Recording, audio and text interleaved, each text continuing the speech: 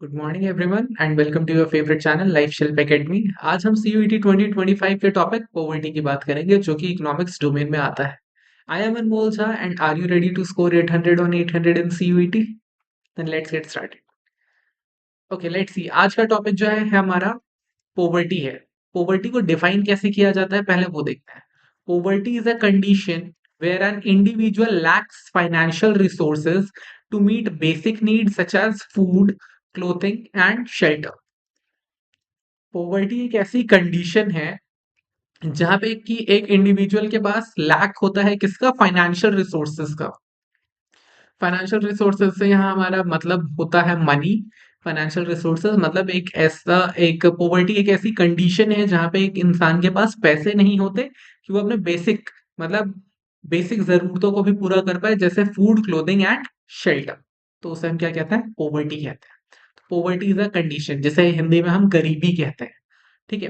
की एस्पेक्ट्स देखते हैं। पॉवर्टी के की एस्पेक्ट्स क्या होते हैं। सबसे पहला होता है लो इनकम। अगर आपके पास इनकम कम है तभी आप जो है लैक करोगे financial resources. Next is poor living condition. अगर किसी का लिविंग कंडीशन पुअर है दैट मीन्स कि उसके पास फाइनेंशियल रिसोर्सेज कम है। Lack of access to health care and education. और जब भी लोगों के पास कम पैसे होते हैं तो वो प्रायोरिटाइज किसे करेंगे, ऑब्वियसली वो पहले फूड को, फिर क्लोथिंग एंड शेल्टर को प्रेफरेंस देंगे। फूड, क्लोथिंग एंड शेल्टर को। उसके बाद ही जो है उनका ध्यान जाएगा कहाँ, हेल्थ केयर और एजुकेशन की तरफ। ऑलराइट। एंड सोशल एक्सक्लूजन, इसका मतलब क्या होता है कि कहीं ना कहीं उन्हें समाज से थोड़ा दूर रखा जाता है, वो समाज से थोड़ा कट के रहते हैं। नेक्स्ट हम यहाँ पे देखने जा रहे हैं टाइप्स ऑफ पॉवर्टी, गरीबी किस किस तरीके की होती है। सबसे पहले हमारे पास आता है एब्सोल्यूट पॉवर्टी। एब्सोल्यूट पॉवर्टी का डेफिनेशन क्या है, when individuals lack the minimum income और resources to meet basic needs. अब देखिए यहाँ पे हम किसी के साथ कोई कंपैरिजन नहीं कर रहे हैं कि मिस्टर ए के मुकाबले मिस्टर बी गरीब हैं, या ये इंसान शहर में गरीब है गांव में अमीर होता है, ऐसा कुछ भी नहीं है। दिस इज एब्सोल्यूट पॉवर्टी, ये इंसान गरीब ही है। ठीक है। ये कौन से इंडिविजुअल्स को हम कहते हैं, जब उनके पास रिसोर्सेज नहीं होते, इनकम नहीं होते to meet even their basic needs. ठीक है। Measured using poverty line threshold. India में एंड ग्लोबली जो है एक पॉवर्टी लाइन डिफाइन की गई है कि अगर आप इतने पैसे से ज्यादा कमाते हो तो आपको गरीब नहीं कहा जाएगा, आपको पॉवर्टी की कैटेगरी में नहीं रखा जाएगा, और अगर आप उससे कम कमाते हो तभी आपको पॉवर्टी की कैटेगरी में रखा जाएगा। In India it was around 1632 rupees per person per month होना चाहिए। आई थिंक यहाँ पे ये गलत है, per month. All right. And in rural areas and 1944 rupees per person per month in urban areas. ठीक है। एग्जाम्पल, अब अगर हम दे एब्सोल्यूट पॉवर्टी का अगर एक एग्जाम्पल दे तो a homeless person unable to afford food and shelter. एक ऐसा होमलेस पर्सन जो कि फूड एंड शेल्टर भी अफोर्ड नहीं कर सकता है। Next type of poverty we have relative poverty. Relative poverty का मतलब क्या होता है, a comparison of income levels within a society. आप एक सोसाइटी में अलग अलग लोगों के जो है इनकम लेवल्स को कंपेयर करते हो। ठीक है। Individuals may afford basic necessities but have a much lower living standard than others. जो इंडिविजुअल्स हैं यहाँ पे वो बेसिक नेसेसिटीज अफोर्ड कर सकते हैं। Basic necessities like food, clothing, shelter, ये सब वो अफोर्ड करते हैं, बट उनका जो लिविंग स्टैंडर्ड है वो दूसरों के मुकाबले बहुत कम है। तो ऐसे लोगों को हम रिलेटिव पॉवर्टी की कैटेगरी में रखते हैं कि आप वो गरीब हैं, but when we compare them with others सिर्फ वो तब गरीब है। जैसे for example, a family earning 10,000 rupees per month in an urban area may be considered poor compared to others in the city। एक ऐसी फैमिली जो 10,000 रुपए पर मंथ कमा रही है वो डेफिनेटली अपने बेसिक नेसेसिटीज को कंप्लीट कर रहा है, food, clothing and shelter. But जब हम उस शहर के बाकी लोगों के साथ उनको कंपेयर करेंगे तो हो सकता है हम उन्हें पुअर कहते हैं या फिर हम उन्हें पॉवर्टी की कैटेगरी में डिफाइन करते हैं। ठीक है। That is relative poverty when we compare. Next type we have situational poverty. Situational poverty. Temporary poverty due to external shocks like job loss, disaster, war और पैंडमिक। जब एक इंसान पुअर होता नहीं है लेकिन उसके साथ कोई एक ऐसी घटना हो जाती है, जैसे उसकी जॉब चले जाना, या फिर कोई डिजास्टर हो जाना। ठीक है, बाढ़ आया, घर बह गया, या फिर अर्थक्वेक आया, उसमें घर डैमेज हो गया, ऐसी चीजें। वॉर, कहीं पे वॉर हो गई, जैसे रशिया यूक्रेन वॉर हुआ, कितने सारे यूक्रेनियंस अपने देश को छोड़ के गए। तो क्या वो लोग पहले गरीब थे? नहीं। बट अब जब वो दूसरे देश में जा रहे हैं तब उनकी सिचुएशन क्या है? Then at that point of time they are considered to be poor because they don't have the basic resources. ठीक है? या फिर pandemic example, daily wage labourers losing income during कोविड-19 लॉकडाउन। जो डेली वेज लेबरर्स थे, जो daily का कमाते थे, डेली का खाते थे, वो डेली काम करने जाते थे, ऐसे लोगों को जब कोविड-19 के टाइम पे लॉकडाउन में रहना पड़ा तो क्या हुआ उन लोगों के साथ? उनका उनकी जॉब चली गई। ठीक है? उनके पास लाइवलीहुड अर्न करने का उनका चांस चला गया। इसके वजह से वो उस टाइम के लिए पॉवर्टी लाइन के नीचे चले गए थे। ठीक है? Next up we have chronic poverty. ठीक है? क्रॉनिक पॉवर्टी डेफिनेशन देखते हैं। Definition is long term poverty often persisting across generations. ये वो पॉवर्टी होती है जो कि पिछले कई जनरेशन से चली आ रही है। ठीक है? कई जनरेशन से वो फैमिली जो है वो पॉवर्टी लाइन के नीचे ही रहती है। That is called chronic poverty and this is one of the biggest problem in India right. ठीक है? अब इसके कैरेक्टरिस्टिक्स क्या होते हैं? Associated with low literacy, lack of asset and poor health care. ये क्यों होता है? क्योंकि लोग कम पढ़े लिखे होते हैं या फिर उनके पास एसेट्स नहीं होते या फिर उनका हेल्थ ही अच्छा नहीं होता। ठीक है? हेल्थ केयर अच्छा नहीं है इसलिए। Example, tribal communities in India with poor access to education and health care. बहुत सारे अभी भी ऐसे ट्राइबल कम्युनिटीज हैं जो कि इंडिया के अंदर जंगल्स में रहते हैं। ठीक है? या फिर बहुत ही ज़्यादा सेक्लूडेड एरियाज़ में रहते हैं, जहाँ पे अभी बेसिक रिसोर्सेज़ भी नहीं पहुँचे। फॉर एग्ज़ाम्पल एक स्कूल या फिर कोई फैक्ट्री नहीं है, जिसकी वजह से वो लोग जो है हमेशा से पॉवर्टी में ही रहे हैं। ठीक है? Because they don't have access to resources. Alright, next we have urban versus rural poverty. ठीक है? अर्बन पॉवर्टी में हमें क्या-क्या देखने को मिलता है? अर्बन पॉवर्टी मीन्स शहर में पॉवर्टी हमें कहाँ देखने को मिलता है? स्लम्स में जो लोग रहते हैं अनएम्प्लॉयड होते हैं और लैक ऑफ सैनिटेशन। ये मतलब कुछ फीचर्स हैं जो आपको देखने को मिलेंगे। एंड रूरल पॉवर्टी में इसका रीजन क्या है? फीचर्स क्या है? Agricultural dependence. लोग जो है बहुत ज्यादा खेती के ऊपर डिपेंडेंट है। अगर किसी साल अच्छी बारिश नहीं होती है तो वो पॉवर्टी लाइन के नीचे चले जाते हैं। ठीक है? लैक ऑफ इंफ्रास्ट्रक्चर, वहां पे और कोई इंफ्रास्ट्रक्चर नहीं है जिसकी मदद से कोई दूसरा काम किया जा सके। ओके, अब हमने इतनी सारी चीजें तो देख ली। हमने ये डिफाइन कर दिया कि पुअर कौन होता है, पॉवर्टी क्या होती है, पॉवर्टी लाइन के बारे में हमने बात की। ठीक है? अब जरा ये देखते हैं कि कॉजेस क्या है, ऐसा क्यों होता है, लोग गरीब क्यों रहते हैं। ठीक है? ऐसी कौन सी कंडीशन है जिसकी वजह से, ऐसे क्या रीजंस हैं जिसकी वजह से लोग जो है बेसिक अमेनिटीज भी अफोर्ड नहीं कर पाते हैं। ठीक है? First up we have economic causes. अब देखते हैं यहाँ पे एक बहुत ही इंट्रिकेट एक फ्लो चार्ट बनाया गया है। इसको मैं एक्सप्लेन करता हूँ। अनएम्प्लॉयमेंट और underemployment means no income. अगर किसी इंसान के पास काम नहीं है तो उसके पास इनकम नहीं है। इनकम नहीं है इसका मतलब वेरी हाई डिपेंडेंसी। उस पर्सन की जो है डिपेंडेंसी बहुत बढ़ जाएगी एंड ओवरऑल फैमिली पे बर्डन बहुत ज्यादा आ जाएगा। ठीक है? Inflation means rising prices which reduce purchasing power. ठीक है? इकोनॉमिक कॉजेज क्या हो सकता है? अनएम्प्लॉयमेंट, लोगों को काम नहीं मिल रहा। दूसरा क्या हो सकता है? इन्फ्लेशन, प्राइसेस इतनी ज्यादा तेजी से बढ़ते जा रहे हैं कि लोग अब अफोर्ड नहीं कर पा रहे हैं। ठीक है? और low wages, minimum wage laws ineffective in informal sectors. जो मिनिमम वेज लॉज हैं कि आपको कम से कम इतने पैसे लोगों को देने हैं, बहुत बार जो है वो अक्सर जो है इनफॉर्मल सेक्टर में अप्लाई नहीं किया जाता है, फॉर्मली नहीं लगाया जाता है। तो ये रीजन है। इकोनॉमिक कॉजेस क्या क्या हो गए? Unemployment, inflation and low wages. Next up we have social causes. ठीक है? Lack of education. देखिए, जब लोगों के पास एजुकेशन नहीं होगा तो उनके स्किल लेवल लो होंगे, तो उनका प्रोडक्टिविटी लो होगा। Lack of education means low skill level means low productivity. ठीक है? Gender and caste discrimination limits employment opportunities. बहुत बार जो है महिलाओं को या फिर बहुत बार जो है आ, अलग जो जनजाति के लोग होते हैं उन्हें जो है काम नहीं दिया जाता है, डिस्क्रिमिनेशन किया जाता है उनके अगेंस्ट। इसकी वजह से उन्हें एम्प्लॉयमेंट नहीं मिल पाती और एम्प्लॉयमेंट नहीं मिलेगी तो कहाँ से उनके पास फाइनेंशियल रिसोर्सेज आएंगे। ठीक है? And last and one of the most interesting thing is health care issues. इसके बारे में बहुत कम बात की जाती है इंडिया के अंदर, लेकिन आपको इस चीज पे बहुत ज्यादा ध्यान रखना है। Illnesses lead to loss of income. होता क्या है, बहुत सारे लोग काम कर सकते हैं, काम करने जाते भी हैं, उन्हें नौकरियां भी मिलती हैं, पर जो है हमारे देश के अंदर हेल्थ केयर फैसिलिटी मतलब कि हॉस्पिटल्स हो गए, आपके जांच घर हो गए, आपके मेडिसिन शॉप्स हो गई, या मेडिसिन का जो प्राइस है, हॉस्पिटल्स का, डॉक्टर्स का जो फीस है, वो इतना हाई होता है कि लोग इसकी वजह से उन डॉक्टर्स के पास नहीं जा पाते हैं, एंड पुअर हेल्थ की वजह से क्या होता है, उनको उनकी जॉब चली जाती है। ठीक है? तो अगर आप अपना हेल्थ केयर ठीक कर दो, अगर इस देश का हेल्थ केयर ठीक हो जाए, तो क्या होगा, ज़्यादा से ज़्यादा लोग ज़्यादा से ज़्यादा समय तक और अच्छे तरीके से काम कर पाएँगे, हाइली प्रोडक्टिव रह पाएँगे।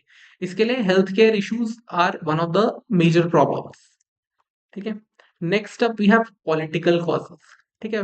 Political causes.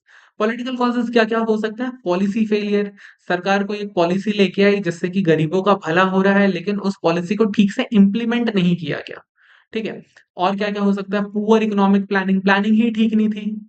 वो पॉलिसी ऐसे लोगों की तरफ डायरेक्टेड थी जो कि ऑलरेडी अमीर हैं, तो जो अमीर थे वो और अमीर हो गए और जो गरीब हैं उन तक फ़ायदा पहुँचा ही नहीं।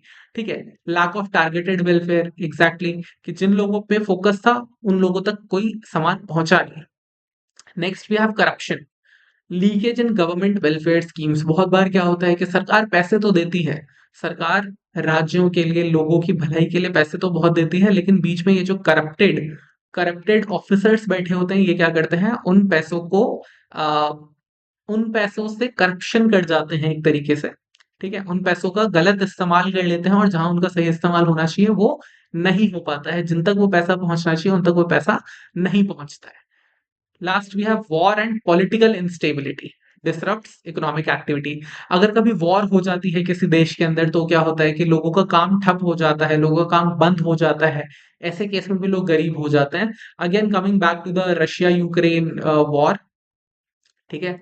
रशिया एंड यूक्रेन वॉर, आप देख सकते हैं कि क्या हुआ वहां पे, यूक्रेन के इतने सारे लोग जिनका काम चल रहा होगा, जिनके बिजनेसेस होंगे, एम्प्लॉयमेंट होगी, उन सबको अपना देश छोड़ के जाना पड़ रहा था। ठीक है? सिमिलरली रशिया में भी जो बॉर्डर के पास का एरिया था, वहां पे यही था। Next we have political instability. Political instability recently हमने कहाँ पे देखा है? बांग्लादेश के अंदर हमने देखा। बांग्लादेश के अंदर क्या हुआ, उनकी जो फॉर्मर प्राइम मिनिस्टर अब हैं, फॉर्मर प्राइम मिनिस्टर को अपना देश छोड़ के भागना पड़ा। ठीक है? देश छोड़ के उन्हें वहां से निकलना पड़ा, तो इसकी वजह से क्या होता है, पॉलिटिकल इंस्टेबिलिटी बहुत ज्यादा आती है। पाकिस्तान के अंदर कभी भी वहां पे सरकार जो है अपना फुल टर्म कंप्लीट नहीं कर पाती है। इसकी वजह से क्या होता है कि जो भी प्लानिंग होती है, जो भी पॉलिसीज होते हैं, वो कभी पूरे तरीके से इम्प्लीमेंट हो नहीं पाते हैं। तो इसकी वजह से क्या होता है, लोगों को उनकी इकोनॉमिक एक्टिविटी में बहुत ज्यादा फर्क पड़ता है। Alright, now we have environmental causes. Environmental causes क्या क्या हो सकते हैं, नेचर आपके साथ ऐसा क्या कर सकती है? तो first thing is natural disaster. कहीं किसी जगह पे फ्लड आ गई, ड्रॉट, सूखा पड़ गया, तो इससे क्या होता है, रूरल लाइवलीहुड पे बहुत ज्यादा इम्पैक्ट आता है। जैसे इंडिया के बहुत सारे पार्ट्स हैं, बहुत सारे पार्ट्स में फॉर एग्जांपल आप जाके देख सकते हो, बिहार वाले पार्ट जो है स्पेशली, नेपाल के पास जो है बिहार का पार्ट, वहां पे हर साल क्या होता है, वहां पे हर साल फ्लडिंग आ जाती है। तो अब जब फ्लड आता है तो उससे क्या होता है, लोगों के घर खराब हो जाते हैं, लोगों के जो खेत हैं मतलब उनकी फसलें खराब हो जाती हैं। तो ऐसे लोग जो हैं अक्सर गरीबी में ही रहते हैं, क्योंकि उनके पास और कोई प्रोटेक्शन नहीं है इस चीज से बचने का। और वहीं अगर आप दूसरी तरफ इंडिया के देखें, अगर आप सेंट्रल इंडिया की तरफ आए या फिर वेस्टर्न इंडिया की तरफ थोड़ा सा जाएं, तो आपको देखने मिलेगा कि ड्रॉट्स बहुत ज्यादा आते हैं, सूखा पड़ जाता है देश के अंदर। ठीक है? तो दोनों ही बहुत एक्सट्रीम कंडीशंस हैं। Next we have climate change. Climate change जैसे जैसे हो रहा है, उसकी वजह से एग्रीकल्चर जो है वो और ज्यादा रिस्क पे जाता जा रहा है।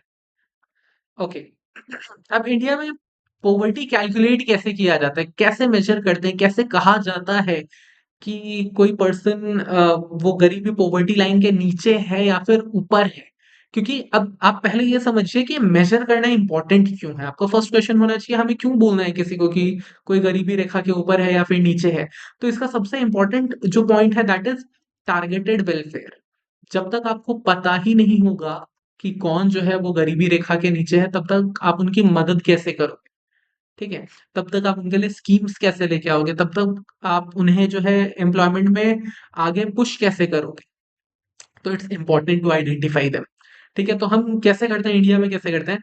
इंडिया में पॉवर्टी लाइन जो है, तेंदुलकर कमिटी ने 2009 में बताई थी। इसके पहले भी थे, इसके पहले भी कमिटीज थी, प्लानिंग कमीशन थे, बट अभी रिसेंट की अगर हम बात करें तो दो थे हमारे पास, Tendulkar committee and Rangarajan committee. Tendulkar committee in 2009 they said कि आप जो है महीने के अगर आप जो है महीने के रूरल एरिया में रहते हुए, रूरल मतलब गांव में रहते हुए 816 रुपए पर महीने कमाते हो, 816 रुपए पर मंथ अगर आप कमाते हो तो आप गरीबी रेखा के ऊपर हो। ठीक है, आप समझो, 816 rupees per month per person. अगर आप 816 रुपए पर मंथ कमाते हो तो आप गरीबी रेखा के ऊपर हो। और वहीं अगर आप अर्बन एरिया की बात करो तो अगर आप 1000 रुपए महीने का कमाते हो तो आप गरीबी रेखा के ऊपर हो। ठीक है, वहीं रंगाराजन कमेटी जब 2014 में आई, ठीक है, जब 2014 में आई तो उन्होंने इसे थोड़ा सा मॉडिफाई किया। उन्होंने जो है, अच्छा अच्छा, ये मॉडिफाई क्यों हुआ? इसको मॉडिफाई करने के पीछे रीजन था इन्फ्लेशन।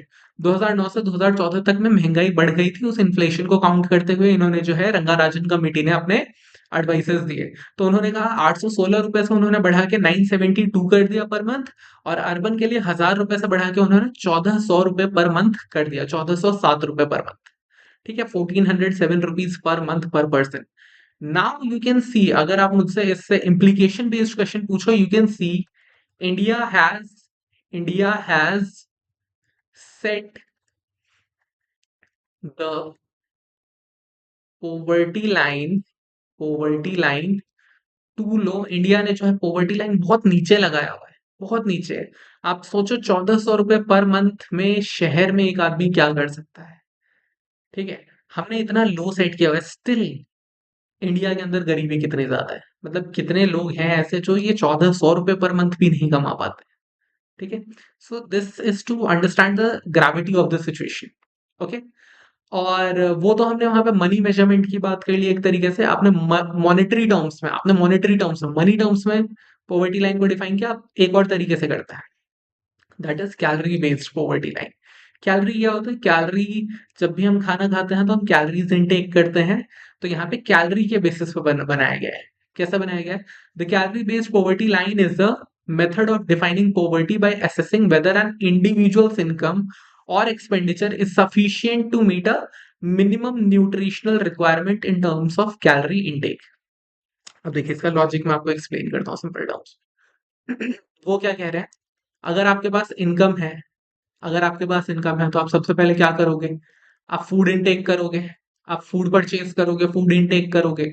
तो क्या आपकी जो इनकम वो इतनी है कि आप जो फूड इनटेक कर रहे हो वो एक मिनिमम कैलोरी लेवल को हिट कर पा रहे हैं? मिनिमम कैलोरी लेवल, ठीक है, मिनिमम कैलोरी लेवल को क्या आप टच कर पा रहे हो? अगर आप कर पा रहे हो, अगर आप एक मिनिमम कैलोरी लेवल को टच कर रहे हो, दैट मीन्स आप अच्छा खाना खा रहे हो। अच्छा खाना इन द सेंस आप एक हेल्दी डाइट ले पा रहे हो, और अगर आप एक हेल्दी डाइट ले पा रहे हो then you are not poor. ऐसा इस कमिटी का, मतलब ऐसा इस मेथड का कहना है। ठीक है, कैलोरी रिक्वायरमेंट स्टैंडर्ड हमारे पास कितने हैं? ठीक है, as per planning commission guideline, rural areas में 2400 kilocalories per person per day. अगर एक इंसान गांव में रहते हुए 2400 कैलोरी पर डे खा सकता है, इनटेक कर सकता है, दैट देन ही और she is not poor.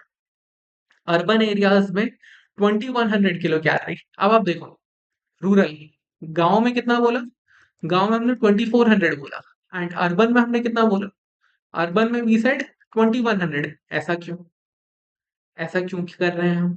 Because गांव में जो है फिजिकल एक्टिविटीज ज्यादा होती हैं। आप अगर एग्रीकल्चर में, अगर आप खेती कर रहे हो तो वहां पे आपकी फिजिकल एक्टिविटी ज्यादा होगी, आपकी मेहनत ज्यादा लगेगी। इसके लिए गांव में जो है कैलोरी इंटेक ज्यादा है और शहरों में कैलोरी इंटेक कम है, because of less physical work. ठीक है, ऑलराइट।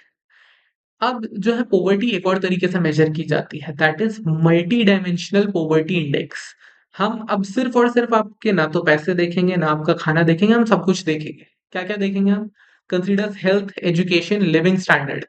ठीक है, हेल्थ, एजुकेशन, लिविंग स्टैंडर्ड सब देखेंगे, तीनों को देखेंगे और उसके बाद बताएंगे आप गरीब हो कि नहीं हो। ठीक है, आप पॉवर्टी लाइन के ऊपर आते हो, नीचे आते हो। तो इसके अंदर क्या क्या कंसीडर किया जाता है? माल न्यूट्रिशन, मतलब आपका न्यूट्रिशन कैसा है। स्कूल अटेंडेंस, स्कूल जा रहे हो कि नहीं जा रहे हो, उसे भी कंसीडर किया जाता है। क्यों किया जाता है? Because this is necessary for education. ठीक है, next up we have sanitation, do you have access to good sanitation places? ठीक है, एंड ड्रिंकिंग वाटर, आपके पास क्या क्लीन ड्रिंकिंग वाटर अवेलेबल है कि नहीं है? Because sanitation and drinking water आपके लिविंग स्टैंडर्ड में आ गया, ठीक है, हेल्थ में आ गया, एंड स्कूल अटेंडेंस आपके एजुकेशन में आ गया, माल न्यूट्रिशन भी आपके हेल्थ में आ गया। तो इन तीनों पैरामीटर्स को हम ब्रॉडली कवर करते हैं। Okay, Gini coefficient, this is one of my favourite. Gini coefficient की बात करते हैं। Measures income inequality. ठीक है, एक देश के अंदर या एक सोसाइटी के अंदर इनकम इनइक्वालिटी क्या है, कितनी है। ठीक है, तो पहले डिफाइन कर लेते हैं सारा इनकम इनइक्वालिटी क्या होता है। इनकम इनइक्वालिटी का मतलब होता है जहां पे कोई इंसान या फिर कुछ इंसान तो बहुत अमीर होते हैं, पर ज्यादातर लोग जो है वो बहुत गरीब होते हैं। ठीक है, few are few are very rich, कुछ लोग तो बहुत ही ज्यादा अमीर होंगे। Many are many are poor, पर बहुत सारे जो हैं वो गरीब होंगे। ठीक है, मैंने सिंपल टर्म्स में लिखा है, few are very rich many are poor.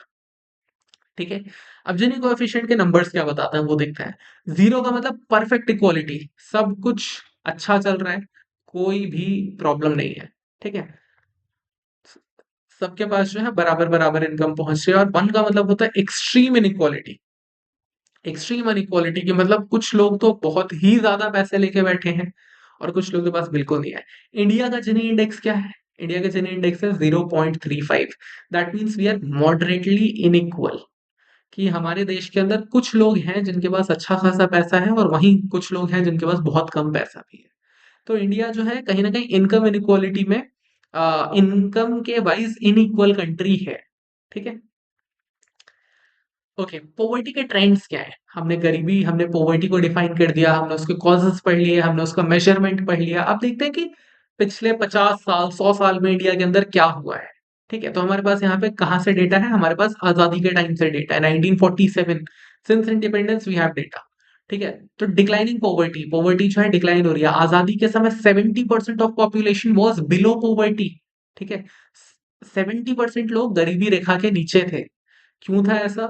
There were multiple reasons कि जो अंग्रेज जब गए थे हमारे देश को छोड़ के, तो उन्होंने जो है डिवाइड एंड रूल किया। उन्होंने जो है इंडस्ट्रीज को इंडिया के अंदर बिल्ड नहीं होने दिया, इंडिया के जस्ट लेबर्स को यूज किया जा रहा था। हमारे एग्रीकल्चर पे बहुत ज्यादा टैक्स लगाया जाता था। बहुत सारे मल्टीपल रीजंस थे जो कि आप अपने चैप्टर के अंदर पढ़ोगे। जो इंडियन इकोनॉमिक डेवलपमेंट का चैप्टर है, इंडिया सिंस 1991 तक की जो स्टोरी पूरी चलती है। नेक्स्ट अप 1990s में क्या होता है? इकोनॉमिक रिफॉर्म्स आते हैं। इकोनॉमिक रिफॉर्म्स आते हैं, 1991 की एलपीजी पॉलिसी आती है, जिसकी वजह से पॉवर्टी जो है वो काफी ज्यादा रिड्यूस हो जाती है। नेक्स्ट, इन 2020 जो हमारे पास लेटेस्ट डेटा है, दैट शोज कि 12 to 14% of people are still poor. ये नीति आयोग का डेटा है। ठीक है, ओके, रीजनल ट्रेंड्स की अगर बात करें, ये तो हो गई। अगर हम बात करें टेम्परल ट्रेंड हो गया, टाइम के बेसिस पे ट्रेंड हमने बताया, टेम्परल ट्रेंड हो गया। अब अगर यहीं पे हम बात करें रीजनल ट्रेंड्स की, कि एक रीजन से दूसरे रीजन में इंडिया किस तरीके से जो है पॉवर्टी चलती है, तो हाई पॉवर्टी स्टेट्स मतलब जहां पे गरीबी बहुत ज्यादा है, उसमें कौन आते हैं? कौन कौन से स्टेट्स आते हैं? Bihar is on top, Orissa, Jharkhand, Uttar Pradesh. क्या कुछ कॉमन मिल रहा है? क्या कुछ इन स्टेट्स में आपको कुछ कॉमन मिल रहा है? सो इफ यू सी, ये सब के सब जो है हमारे ईस्टर्न स्टेट्स, ये सब हमारे ईस्टर्न स्टेट्स हैं। ठीक है, तो ईस्टर्न स्टेट्स में कुछ तो इशू चल रहा है। देन लो पॉवर्टी स्टेट्स कौन सा है? Kerala, Punjab, Tamil Nadu. Now the question should arise, ऐसा क्यों है? लो पॉवर्टी स्टेट्स, केरला क्यों है low poverty? Because of high high education. यहाँ पे जो है बहुत ज्यादा लिटरेसी रेट है, लिटरेसी रेट बहुत हाई है केरला का। Punjab, due to agriculture, Punjab के अंदर जो है खेती बहुत ज्यादा होती है। ठीक है, और बहुत अच्छे से खेती होती है। तमिलनाडु के अंदर भी जो हम देखें हायर एजुकेशन है, और वहां पे आईटी हब्स भी धीरे धीरे डेवलप होते जा रहे हैं। और हाई पॉवर्टी स्टेट्स की बात करें तो इनके अंदर क्या कॉमन है? यहाँ पे करप्शन बहुत रहा है। ठीक है, करप्शन बहुत रहा है। ह्यूमन डेवलपमेंट के ऊपर बिल्कुल फोकस नहीं किया गया है। ह्यूमन डेवलपमेंट से हमारा क्या मतलब? पढ़ाई लिखाई और जो है हेल्थ केयर, इन सारी चीजों पे फोकस नहीं किया गया है। इसकी वजह से वो स्टेट्स आज भी हाई पॉवर्टी स्टेट्स में काउंट किए जाते हैं। ठीक है, ओके, तो अब इतना सब कुछ हो रहा है देश के अंदर, बहुत सारे लोग जो है पॉवर्टी लाइन के नीचे हैं, तो सरकार क्या कर रही है इसके लिए? हमारा हमेशा यही सवाल आता है, सरकार क्या कर रही है? तो government schemes for poverty reduction, उस पर ध्यान देता है। सबसे पहले हमारे पास आएगा एम्प्लॉयमेंट जनरेशन, मनरेगा। ठीक है, MNREGA, 100 days of guaranteed veg employment. 100 दिन का काम हर साल लोगों को मिलेगा ही मिलेगा गांव के अंदर। ठीक है, तो जब लोगों को काम मिलेगा तो उन्हें पैसे मिलेंगे, उन्हें पैसे मिलेंगे तो उनका कंजम्पशन बढ़ेगा, कंजम्पशन बढ़ेगा तो वो उनका लिविंग स्टैंडर्ड बढ़ेगा एंड वो पॉवर्टी लाइन के ऊपर आ जाएंगे। ठीक है, next is financial inclusion. This is also very important, इस पे मैं अभी थोड़ी देर में बहुत अच्छे से बात करूंगा। प्रधानमंत्री जनधन योजना, ये जो है इस स्कीम के अंडर क्या किया गया था, सारे लोगों के बैंक अकाउंट्स खोले गए थे। नाउ द क्वेश्चन इज, ठीक है, अगर बैंक अकाउंट खुल गए तो इससे क्या ही फर्क पड़ता है? इससे फर्क क्या पड़ता है? डायरेक्ट डायरेक्ट बेनिफिट ट्रांसफर चालू हुआ इंडिया के अंदर। ठीक है, डायरेक्ट बेनिफिट ट्रांसफर एक पॉसिबिलिटी इंडिया के अंदर बन गई कि पहले जो है स्कीम के पैसे एक बहुत लंबी चेन में होते हुए जाते थे जहां पे करप्शन बहुत ज्यादा होता था। अब क्या हो सकता है, अब हम ये कर सकते हैं कि हम आइडेंटिफाई करके कि कोई पर्सन जो है पॉवर्टी लाइन के नीचे है, उनका जनधन अकाउंट खोलें। जनधन अकाउंट को हम जो है आधार और पैन कार्ड के साथ लिंक करें। हमें सारा डेटा उस पर्सन का एक जगह पे मिल जाएगा, और जैसे ही हम उन्हें आइडेंटिफाई कर पाएंगे that person is eligible for some welfare scheme, हम डायरेक्टली उनके बैंक अकाउंट में पैसे ट्रांसफर कर सकते हैं। बीच के मिडल मैन हमने यहाँ पे क्या किया है, एलिमिनेट कर दिए। So that was a very good move. Next we have Mudra Yojana. मुद्रा योजना क्या करता है, लोन टू स्मॉल बिजनेसेस, जो छोटे छोटे बिजनेसेस हैं उनको लोन दिया जाता है। अब आपके माइंड में क्वेश्चन आएगा, अगर किसी का बिजनेस है तो वो पॉवर्टी में कैसे आया? ठीक है, तो वो तो गरीब है नहीं, यहाँ तो बिजनेसमैन को फायदा किया जा रहा है। But you need to understand, अगर कोई स्मॉल बिजनेस चला रहा है तो स्मॉल बिजनेस में जब पैसे आएंगे तो क्या बढ़ेगा, एम्प्लॉयमेंट बढ़ेगा। एम्प्लॉयमेंट बढ़ेगा तो क्या होगा, तब तो लोगों को जॉब मिलेगी, तब तो ऐसे बहुत सारे गरीब लोगों को भी जॉब मिल सकती है। तो इसके लिए जब स्मॉल बिजनेसेस अच्छा करेंगे, एम्प्लॉयमेंट जनरेट होगा इंडिया के अंदर, तो पॉवर्टी रिडक्शन ऑटोमेटिकली हो जाएगा। Next we have food and nutrition. Food and nutrition के लिए क्या किया है सरकार ने, public distribution system, PDS, subsidised food grains. जो आप जानते हो कि राशन बांटा जाता है हर महीने, ऐसे लोगों को जिनके पास वो राशन कार्ड होता है, ऐसे लोगों को राशन बांटा जाता है to help them have a good meal, कि वो ढंग से जो है अपना खाना कंज्यूम कर पाए, तो उन्हें खाना दिया जाता है। मिड डे मील स्कीम कहाँ पे चलाई जाती है, स्कूल्स के अंदर चलाई जाती है, जहाँ पे बच्चों को फ्री ऑफ कॉस्ट खाना दिया जाता है, लंच दिया जाता है। ठीक है, मिड डे मील के भी दो फायदे हैं। ऐसे बच्चे जिन्हें घर पे बहुत अच्छा पौष्टिक खाना नहीं मिल पाता, उन्हें पौष्टिक खाना देने की कोशिश की जा रही है सरकार के द्वारा। साथ ही साथ बहुत बार ऐसा होता है कि बच्चों से जो है काम करवाया जा रहा होता है खेतों में, या फिर चाइल्ड लेबर करवाया जा रहा होता है। उससे भी बचने का एक तरीका है कि कहीं लोग ये खाने की ही वजह से अपने बच्चों को स्कूल में भेज दें, तो ये भी होता है। ठीक है, तो so that's also a very good move. Next we have health care and housing. आप देखो, सरकार ने हर एक पॉइंट पे ध्यान दिया है। सरकार ने एम्प्लॉयमेंट जनरेट किया, सरकार ने फाइनेंशियल इंक्लूजन किया, सरकार ने फूड एंड न्यूट्रिशन बांटा। सरकार अब क्या कर रही है, हेल्थ एंड हाउसिंग के पीछे भी जा रही है। हेल्थ के लिए उन्होंने क्या किया, Ayushman Bharat, free health insurance for for poor, गरीब लोगों के लिए free of cost health insurance होगा, ताकि वो कहीं पे भी जाके इलाज करवा पाए। And then PM Awas Yojana, जहां पे बहुत सस्ते घर बना के गरीब लोगों को दिया जाता है, जिससे उनका फूड, क्लोथिंग एंड शेल्टर में से शेल्टर वाली प्रॉब्लम जो है सॉल्व हो जाए। अब यहाँ पे एक बहुत इंपॉर्टेंट क्वेश्चन आता है कि इकोनॉमिक ग्रोथ से पॉवर्टी कैसे कम होगी? अगर किसी देश का इकोनॉमी बढ़ रहा है तो उनकी पॉवर्टी कैसे कम हो सकती है? तो यहाँ पे एक और बहुत अच्छा फ्लो चार्ट है पॉवर्टी ट्रैप को एक्सप्लेन करने के लिए। जब इनकम लो होती है, लो इनकम की वजह से क्या होता है, लोगों की सेविंग्स कम होंगी। अगर किसी के पास इनकम ही कम है, वो खर्च करेगा तो उसकी सेविंग्स क्या हो जाएगी, सेविंग्स भी कम हो जाएंगी। सेविंग्स कम हो जाएंगी तो वो पर्सन इन्वेस्ट भी बहुत कम कर पाएगा, या फिर शायद नो इन्वेस्टमेंट। ठीक है, वो इन्वेस्ट ही ना कर पाए कहीं पे। एंड जब वो इन्वेस्ट नहीं कर पाएगा तो उसकी प्रोडक्टिविटी कैसे बढ़ेगी? Investment in terms of education में भी इन्वेस्टमेंट नहीं कर पाते हैं लोग, प्लस अपने इमरजेंसी सिचुएशंस के लिए भी इन्वेस्ट करके नहीं रख पाते हैं। तो जब लो इनकम होती है, लो सेविंग होता है, लो सेविंग से लो इन्वेस्टमेंट, और लो इन्वेस्टमेंट की वजह से लो प्रोडक्टिविटी। और यही सेम चीज जो है एप्लीकेबल है स्मॉल बिजनेसेस पे भी। जब उनकी इनकम लो होगी, उनके पास सेविंग कम बचेगी, तो वो कम इन्वेस्ट कर पाएंगे, एंड बिजनेस जो है वो कभी भी बहुत अच्छे लेवल पे बढ़ नहीं पाएगा। सो this is called poverty trap. ठीक है, trickle down economics. Economic growth benefits the poor indirectly. ठीक है, अब जो है होता क्या है कि जब इकोनॉमी पूरा का पूरा ग्रो कर रहा होता है, ठीक है, इकोनॉमी में आप मानो कि कोई बहुत बड़ी बड़ी कंपनीज है, वो बहुत ज्यादा प्रॉफिट कर रही है। तो जब वो बहुत ज्यादा प्रॉफिट करेंगी तो क्या होगा, वो और ज्यादा लोगों को हायर करेंगे, वो और ज्यादा लोगों को हायर करेंगे तो इनकम आएगी। ठीक है, पॉवर्टी कम होगी उससे। जब वो बहुत ज्यादा इनकम करेंगे तो वो क्या देंगे, टैक्स देंगे। वो टैक्स के पैसों से किसके लिए काम किया जाएगा, गरीब लोगों के लिए काम किया जाएगा। तो इसीलिए जब भी इकोनॉमिक ग्रोथ होता है तो पुअर को इनडायरेक्टली बेनिफिट होता ही होता है। Next we have inclusive growth, benefits all sections through targeted policies. ठीक है, तो जब इकोनॉमिक ग्रोथ हम टारगेटेड वे में करते हैं कि हमें किस एक क्षेत्र के लिए जो है ग्रोथ करना है, किस एक सेगमेंट ऑफ पीपल के लिए ग्रोथ करना है, ठीक है, किन के हिसाब के हमें जॉब्स बनाने हैं, तो उससे क्या होता है, वो कैटेगरी के लोग बहुत ज्यादा ऊपर बढ़ पाते हैं। Okay, so now we are on to our practice questions. I hope आपको सारी की सारी थ्योरी समझ आ गई होगी, सारे के सारे क्लासिफिकेशन समझ आ गए होंगे। तो अब हम क्वेश्चंस को प्रैक्टिस करना चालू करते हैं। क्वेश्चंस में जैसा कि मैं हमेशा आपको कहता हूँ, दो चीजें बहुत जरूरी होती हैं। You should always right this down, speed plus accuracy. आपको दोनों चीजें चाहिए पेपर में, आपको स्पीड भी चाहिए, एक्यूरेसी भी चाहिए, ठीक है। एंड स्पीड को बढ़ाओ without your accuracy going down, that should be your formula. तो अब क्वेश्चंस को स्टार्ट करते हैं। यहाँ पे मैं हर एक क्वेश्चन करूंगा जिसमें मैं चारों ऑप्शंस आपको अच्छे से एक्सप्लेन करूंगा, ठीक है। What is the definition of poverty? Poverty की डेफिनेशन क्या होती है? वी नो, जहां पे लोगों के पास रिसोर्सेज नहीं होते हैं to meet even their basic needs. अब क्वेश्चन पढ़ते हैं। Lack of access to luxury goods, क्या लग्जरी गुड्स का एक्सेस ना होना पॉवर्टी कहता है? नहीं जी, बिल्कुल गलत है। Inability to meet basic needs such as food, shelter and clothing, yes बिल्कुल सही। Unemployment for more than 6 months, देखिए, अब इसे ना लोग कंफ्यूज कर सकते हैं। Unemployment for more than 6 months कुछ लोगों के लिए ये रीजन की वजह से वो पॉवर्टी में चले जाएंगे, but this is not poverty, ठीक है। एंड बहुत सारे लोग ऐसे भी हो सकते हैं कि 6 महीने अनएम्प्लॉयड रहने के बाद भी पॉवर्टी के पास ना जाए, because they have so much money.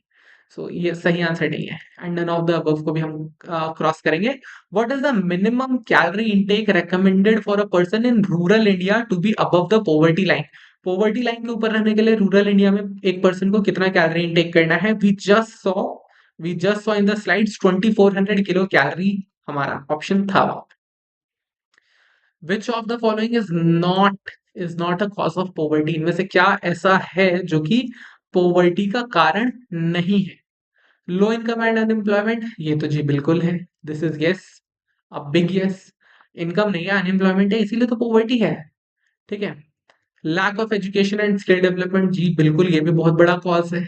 High dependency ratio, जी ये भी बहुत बड़ा कॉज है। डिपेंडेंसी रेशियो का मतलब क्या होता है कि फैमिली के अंदर कितने लोग इंडिपेंडेंट है, इंडिपेंडेंट मतलब जो अर्न कर रहे हैं, एंड उन पे कितने लोग डिपेंडेंट है, कि जो लोग अर्न नहीं कर रहे हैं और वो अर्निंग मेंबर के पैसों से जो है घर चल रहा है, ठीक है। जैसे for example, if a family has 5 members and only one is earning, तो 4 लोग क्या कहलाएंगे? 4 लोग इसमें कहलाएंगे डिपेंडेंट फैमिली मेंबर्स कहलाएंगे, ठीक है। एंड इस फैमिली का रेशियो कितना हो जाएगा? डिपेंडेंसी रेशियो 80% हो जाएगा, 4 लोग एक आदमी पे डिपेंडेंट, ठीक है। हाई लेवल्स ऑफ इंडस्ट्रियलाइजेशन, जी ये तो नहीं है कॉज ऑफ पॉवर्टी, क्योंकि हाई लेवल ऑफ इंडस्ट्रियलाइजेशन होगा तो पॉवर्टी खत्म हो जाएगी।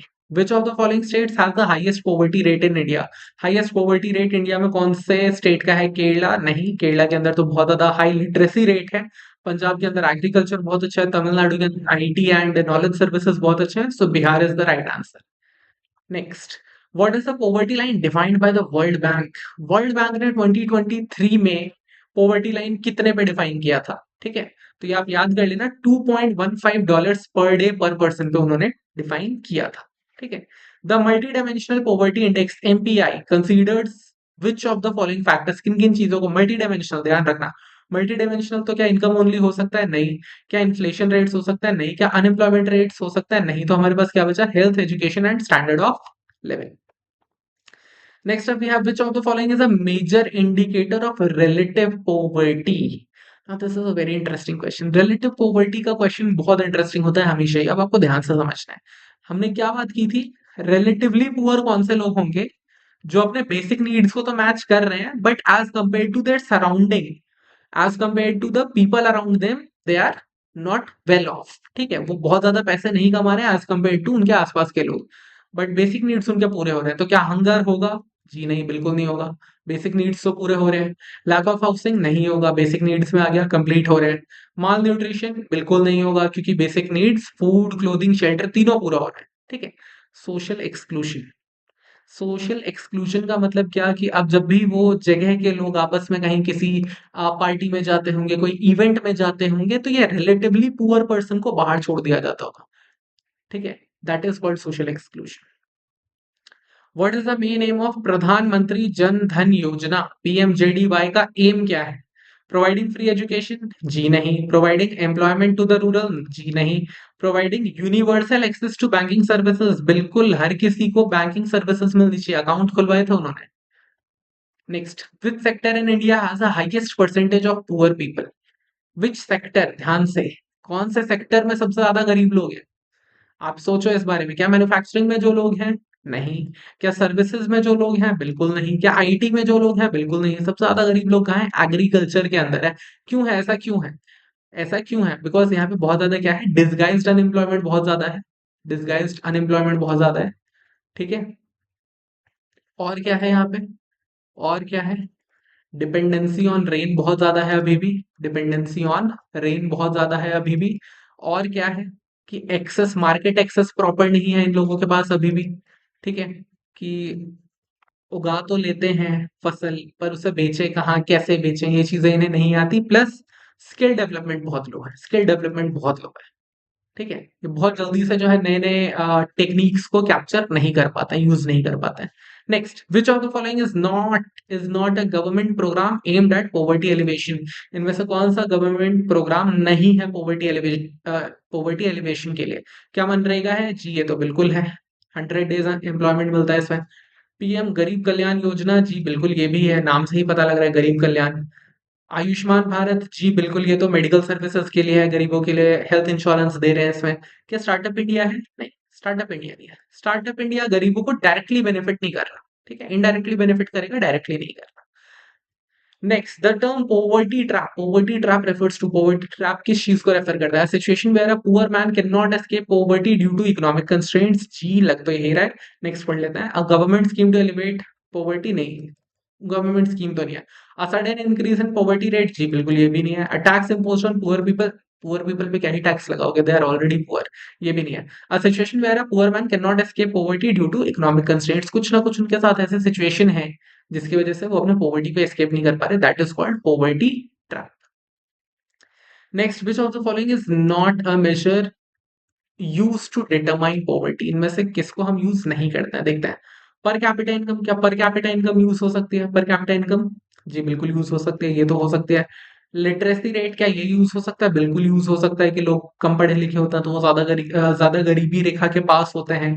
कैलोरी कंजम्पशन, जी ये तो बिल्कुल सीधा सीधा होता है यूज। इन्फ्लेशन रेट, ये नहीं हो सकता यूज। इन्फ्लेशन तो महंगाई दर है, महंगाई दर से आप डायरेक्टली नहीं बता सकते कि कितने गरीब लोग हैं। ठीक है, हाँ, महंगाई दर के बढ़ने से गरीब लोग बढ़ जाएंगे, वो चीज हो सकती है, पर आप डायरेक्टली इससे नहीं बता सकते। Next we have assertion and reasoning types questions. ठीक है, पढ़ते हैं क्वेश्चंस को। The multi dimensional poverty index MPI is a better measure than the traditional poverty line. Multi dimensional poverty index traditional poverty line से क्या बेहतर है? जी बिल्कुल बेहतर है। क्यों बेहतर है, इस बारे में बात करते हैं। Poverty line, traditional poverty line सिर्फ और सिर्फ मॉनेटरी टर्म्स की बात करते थे, मनी के बारे में बात करते थे। यहाँ पे जो है हमने फूड, यहाँ पे जो है एमपीआई के अंदर हमने फूड की बात की, हमने एजुकेशन की बात की। ठीक है, हमने उनके लिविंग स्टैंडर्ड की बात की। तो ये तो अच्छा है, ये काफी बेहतर है उससे, पहले वाले से। ठीक है, तो जी ए तो बिल्कुल सही है। The MPI includes education, health and standard of living as indicators of poverty, जी बिल्कुल, रीजन भी बिल्कुल सही है। Both A and R are correct and R explains A, जी बिल्कुल करता है। Both A and R correct but R does not explain A, नहीं, गलत है। A is correct but R is uncorrect, गलत है। A is incorrect but R is correct, जी गलत है। ए और आर दोनों सही है एंड रीजन जो है वो असर्शन को सही तरीके से, बिल्कुल सही तरीके से एक्सप्लेन करता है। Next, one more assertion reasoning, urban poverty is lower than rural poverty in India. क्या शहर में लोग कम गरीब हैं एज कम्पेयर टू गांव? जी बिल्कुल सही बात है, ये तो सही बात है। गांव में लोग ज्यादा गरीब हैं। क्यों ज्यादा गरीब हैं? क्यों ज्यादा गरीब हैं? Due to lack of opportunity, lack of opportunity employment. ठीक है, due to lack of skills. ठीक है, ये सारे रीजंस हो सकता है। पढ़ते हैं, रीजन पढ़ता है। Urban areas have better infrastructure and employment opportunities, जी बिल्कुल सही बात है। शहरों में better infrastructure and employment opportunity better है, इसके लिए शहर में जो है पॉवर्टी कम है। दोनों चीजें बिल्कुल सही है एंड रीजन एक्सप्लेन्स असर्शन। तो हम फर्स्ट वाले को टिक कर देंगे, both A and R correct and R explains A. अभी केस आएगा हमारे पास। केस बेस्ड क्वेश्चन में मैं हमेशा आपको क्या कहता हूँ, केस बेस्ड क्वेश्चन में एक ही चीज करनी है, read carefully. This is easier said than done. ये कहना बहुत आसान होता है, करना थोड़ा मुश्किल होता है, तो इस वाले को बहुत ध्यान से पढ़ते हैं। रवि अ 30-year-old migrant worker. Migrant worker कौन होते हैं? जो कभी एक जगह पे काम करते हैं, फिर मूव करके कहीं और चले जाते हैं, वहां काम करते हैं, फिर मूव करके कहीं और चले जाते हैं। ठीक है। Moved from a village in Uttar Pradesh to Delhi in search of better job opportunities. क्यों आए हैं? बेटर जॉब अपॉर्चुनिटीज के लिए। Initially he found a job as a daily wage labourer at a construction site. उन्हें काम मिल भी गया था डेली वेज लेबरर का, very good. However, after a few months, he lost his job due to a slowdown, due to a slow down in the construction sector. अच्छा, उनकी job चली गई। With no savings and high living cost. Savings थे नहीं, living cost बहुत high था। He was forced to live in a slum with inadequate sanitation and drinking water. Okay, his children had to drop out of school due to financial constraints. उनके बच्चों को school छोड़ना पड़ा। Okay. Despite trying to find work, उन्होंने काम ढूंढने की कोशिश की। रवि फेस स्टिफ कंपटीशन, उन्हें बहुत ज्यादा कंपटीशन फेस करना पड़ा। लो वेजेस, पैसे बहुत कम थे। एंड जॉब इनसिक्योरिटी, कि कहीं भी काम मिलेगा तो कभी भी निकाल सकते हैं जी। Additionally rising inflation, rising inflation का मतलब महंगाई बढ़ रही है। Made basic necessities like food and rent unaffordable. अच्छा, महंगाई बढ़ने लगी। देखिए, रवि जो है एक 30 साल के माइग्रेंट वर्कर है, उत्तर प्रदेश से दिल्ली आए जॉब ढूंढने। काम मिल गया पहले उन्हें कंस्ट्रक्शन साइट पे, पर कंस्ट्रक्शन सेक्टर में जो स्लो डाउन आया इसकी वजह से उनकी जॉब चली गई। हाई कॉस्ट ऑफ लिविंग था और सेविंग्स नहीं थे, इसकी वजह से उन्हें स्लम में रहना पड़ा जहां सैनिटेशन एंड ड्रिंकिंग वाटर का प्रॉब्लम था। उनके बच्चों को स्कूल से ड्रॉप आउट करना पड़ा। उन्होंने काम ढूंढने की कोशिश की पर स्टिफ कंपटीशन था, लो वेज, जॉब इनसिक्योरिटी और साथ के साथ राइजिंग इन्फ्लेशन, महंगाई के बढ़ने की वजह से क्या हो रहा था, फूड और रेंट अनअफोर्डेबल बन गया था उनके लिए। देखते हैं क्वेश्चन हमारे पास क्या क्या है। What type of poverty is Ravi experiencing? कौन सी टाइप की पॉवर्टी है ये? क्या ये एब्सोल्यूट पॉवर्टी है? जी नहीं। वो तो अभी कुछ टाइम पहले पॉवर्टी लाइन के ऊपर थे ना, जब वो काम कर रहे थे। क्या ये अर्बन पॉवर्टी है? जी नहीं। क्या ये क्रॉनिक पॉवर्टी है? क्या जनरेशन से वो पॉवर्टी में? नहीं। ये क्या है? ये सिचुएशनल पॉवर्टी है। ये क्या है? ये सिचुएशनल पॉवर्टी है। अभी उनकी जॉब चली गई है इसलिए वो पुअर है, जॉब मिल जाएगी वापस ठीक हो जाएंगे। Next, which of the following government schemes would be most helpful to Ravi's family? कौन सा जो है स्कीम सबसे ज्यादा उनके लिए यूजफुल रहेगा? तो देखते हैं, Mahatma Gandhi national rural employment guarantee act. काम नहीं मिल रहा, काम मिल जाएगा इससे जी, ये तो बिल्कुल यूजफुल रहेगा। आयुष्मान भारत, क्या इससे उन्हें फायदा मिलेगा? इंश्योरेंस करा के क्या करेंगे? अभी तो उनके पास काम नहीं है। ठीक है। प्रधानमंत्री आवास योजना, घर देके क्या करोगे? घर देके क्या करोगे जब तक आप उन्हें जॉब नहीं दोगे? ठीक है। डिजिटल इंडिया मिशन, जी नहीं। तो मनरेगा ही उनके लिए अच्छा है। और तो मनरेगा अर्बन अर्बन सिटी में उन्हें नहीं मिल पाएगा, उन्हें हो सकता है वापस उत्तर प्रदेश जाना पड़े, बट एटलीस्ट कुछ तो रहेगा। Which factor is the main reason for Ravi's financial difficulty? Ravi ये सब क्यों फेस कर रहे हैं? ठीक है। Job insecurity and lack of social safety nets, जी बिल्कुल। सोशल सेफ्टी नेट्स क्या होते हैं कि जब किसी इंसान की जॉब जाती है, कोई फाइनेंशियल डिस्ट्रेस आता है, कोई प्रॉब्लम आती है, तो उनके पास कितनी सेविंग्स रखी हैं, क्या क्या एसेट्स रखे हैं जिसकी मदद से वो समय को अपने गुजार देंगे। हाई लिटरेसी रेट, जी बिल्कुल नहीं। Lack of industrial growth in India, क्या इंडस्ट्रियल ग्रोथ प्रॉब्लम है? नहीं, वो तो कंस्ट्रक्शन साइट के वर्कर थे। गवर्नमेंट इंटरवेंशन, जी ये भी नहीं है कि प्रॉब्लम है। जॉब इनसिक्योरिटी, उन्हें जॉब से निकाल दिया गया तो गलत बात है, और जब निकाला गया तो उनके पास पैसे भी नहीं थे। What economic challenge does Ravi situation highlight? क्या इकोनॉमिक चैलेंज बताता है?